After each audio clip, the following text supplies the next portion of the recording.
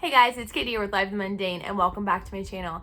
Today I'm excited to share with you guys a few tips that you can use to help you conquer the clutter in your home without massively overwhelming yourself. So let's get started.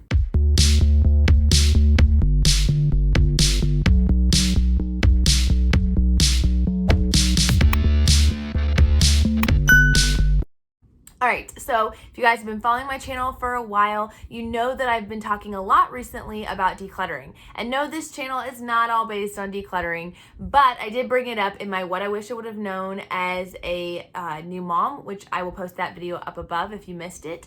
And I said that I wish I would have decluttered earlier. I wish I would have realized that the things that I own control me.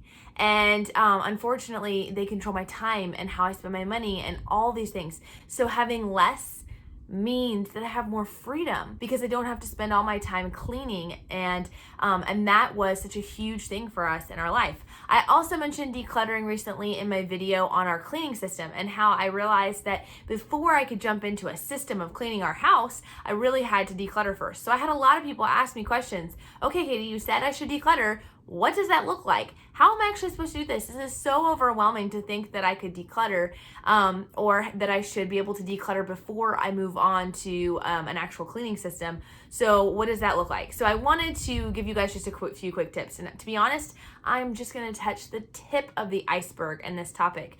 This is not what this channel is about in general, but I do feel like I kind of opened this can of worms, so I probably should address it. But if you are looking for even more tips, tricks, accountability, inspiration, you should definitely go and check out my friend Erica Lucas and her channel, because that's everything that channel is about. So you'll definitely want to go check that out when you get done with this video. So how do you handle that overwhelming feeling of having to declutter your home? I don't recommend going into one room and just conquering it. That is overwhelming and frankly frustrating because you have this domino effect. When you go into one room to declutter and you're moving things out that don't belong there and you're moving them to another room that also hasn't been decluttered, then you just end up moving piles to piles to piles to piles, and it's so frustrating and it makes you feel like you're really not getting anywhere.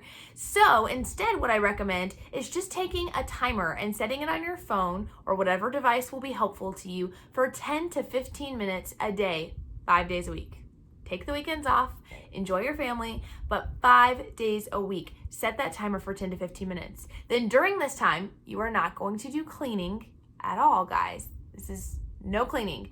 This is not even reorganizing. This is just decluttering, which means you are going to walk into any given room in your house or walk throughout the whole house if you're getting frustrated with one room and see what in this room could I give away, get rid of, sell, trash right now. Whatever it is, go in that room and just grab everything you can in that 10 to 15 minutes. When the timer stops, you can stop. If you're feeling particularly motivated and you want to continue going, go for it. Kudos. But don't put that expectation of always having to do more. You will be shocked at how much you can gather in this period of time when you're doing it over a longer period of time. Now, you're going to continue to go around your house doing this until it gets hard to do. And I mean until it gets hard to do in the whole house, all right? And you're going to take that time and go, okay, now I can't just walk in the room and figure out what I should get rid of. Does that mean we're done decluttering? No. Most likely there are still things to be done. There are still under beds to be cleaned out and closets to be cleaned out and bookshelves to be gone through and things like that. But we've gotten rid of all the obvious stuff. And that to me always helps clear some of that mental clutter that comes with the stress of decluttering. It also helps us to see what really is there and not to get distracted by all of the, other things that are going on in the room. And it will make you feel a sense of accomplishment after you've seen how much you've gotten rid of and help you to understand how much more you want to get rid of to be able to get in your place. Okay, now when it starts to get hard, what do you do? That is when I usually suggest committing to a room and going in and really trying to see what you can do to reorganize and declutter in there more, even if possible. But you can start to organize, you can start to clean, and that will help you see what else you might need to get rid of.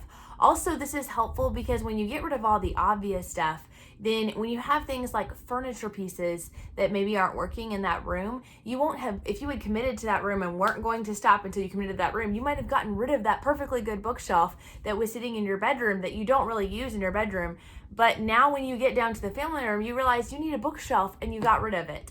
So this kind of helps keep things straight for you. And not that there won't be any of that, but it kind of reduces the amount of that because you are getting rid of the general clutter. And then when you're looking in your room, because you've already done all the obvious stuff everywhere else in the house, when you look in your room and you see that bookshelf, you're going to go, I know this doesn't belong here. I know this is not serving its purpose here. It's just a landing space.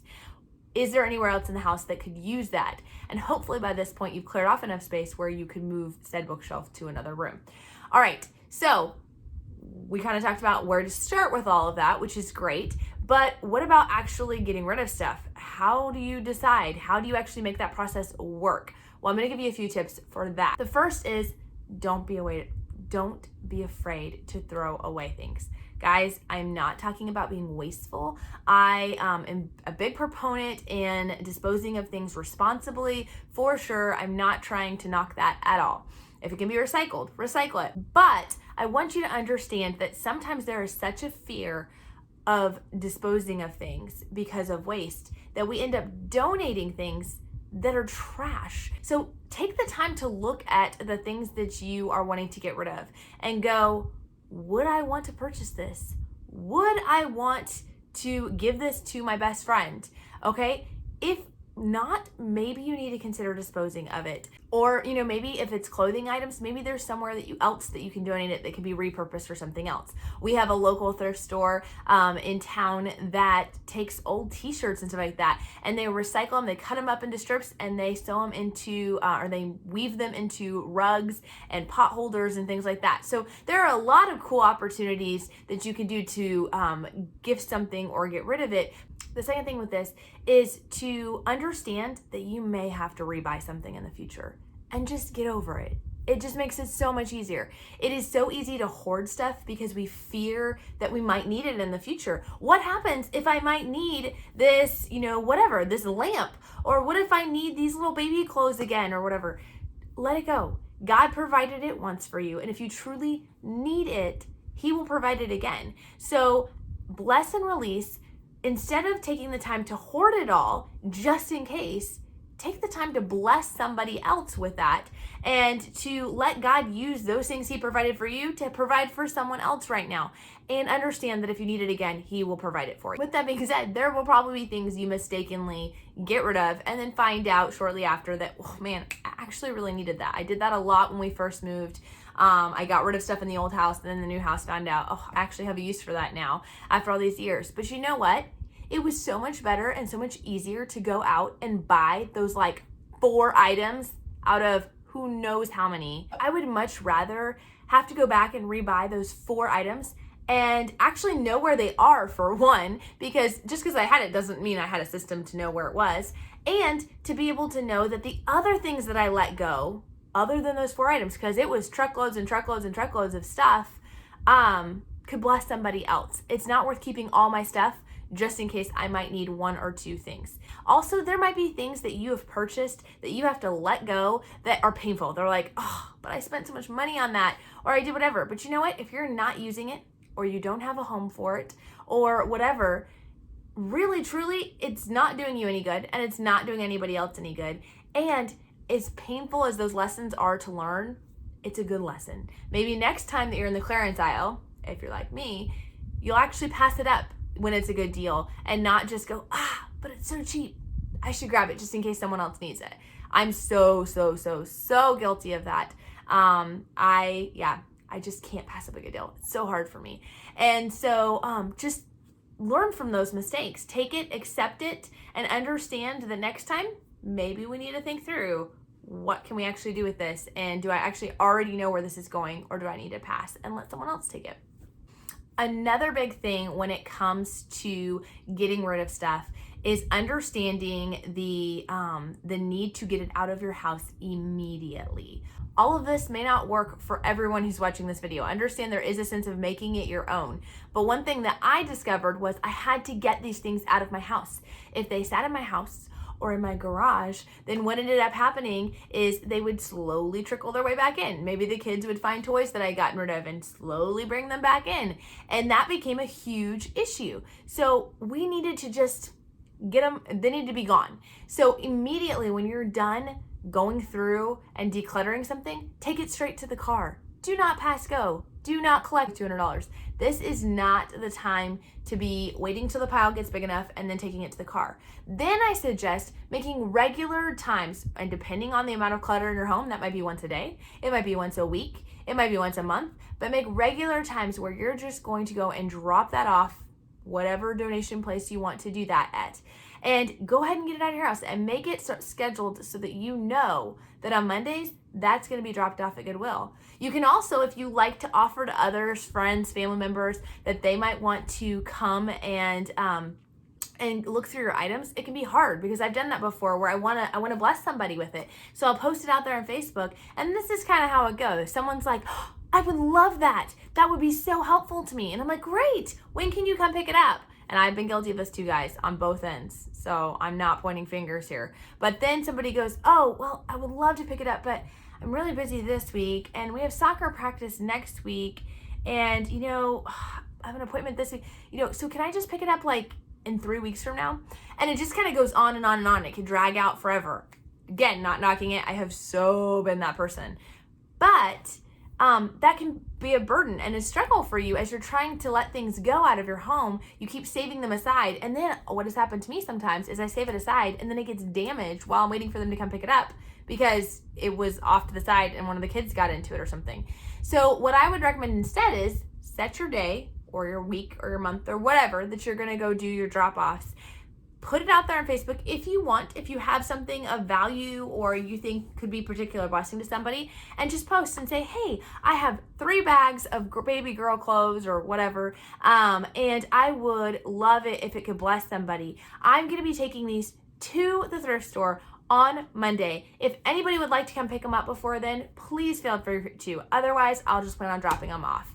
And just setting that expectation, you can still be a blessing to someone, but not have to hold on to this forever and ever and ever and end up in this endless cycle. Now, if you do have items that you really feel like you need to sell, and I do understand there are times and there are places where we financially need to sell our items to recoup some cost or to help our family financially, especially amongst all this COVID-19 things. So maybe you're saving your things for a consignment sale, or maybe you are hoping to have a garage sale soon. There's nothing wrong with that.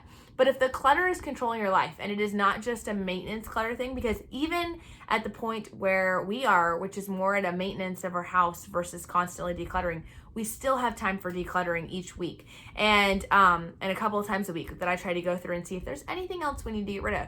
But if you're at that like maxed out point, I would really recommend, if at all possible, to just let it go and understand that yes, you may be able to get something for it cost-wise, but is it worth the physical and emotional stress of having it sit in your home while you're waiting for that maybe someday? Now, if you're genuinely in that place where you need to sell it, please do so. I don't want to discourage that at all, but I do recommend then having a designated spot out of the way that you can put those things. And if it starts to get fuller than that and you don't have a garage sale on the books or something already on the books to a plan to actually execute, then I recommend trying to start posts on Facebook Marketplace or weed out the things that are not like the absolute best things and go ahead and send those to the thrift store. So I hope that's been helpful. I know that that's just a little bit of that topic. And like I said, you can definitely go check out Erica Lucas's channel. I would love for you to do that because she has so many more great, fantastic ideas. But I hope it'll just give you a little bit of direction and a little bit of advice on what worked well for us and our family as we went through the biggest decluttering haul that I have ever done in my life. And I hope that it'll be a blessing to you. Please be sure to subscribe to my channel and click the little bell notification to be notified of new videos when they come out. We've got so many fun videos getting ready to come up in the next couple of weeks, and I would hate for you to miss out. We'll be sure to talk to you on Wednesday. Bye.